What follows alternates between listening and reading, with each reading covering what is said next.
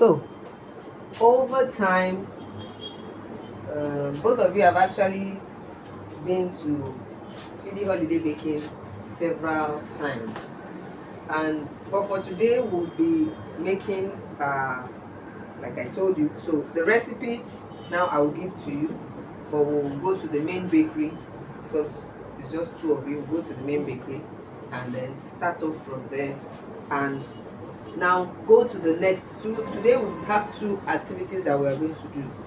We are going to make a bowl and the puff puff skewer. So stay tuned. We are still expecting.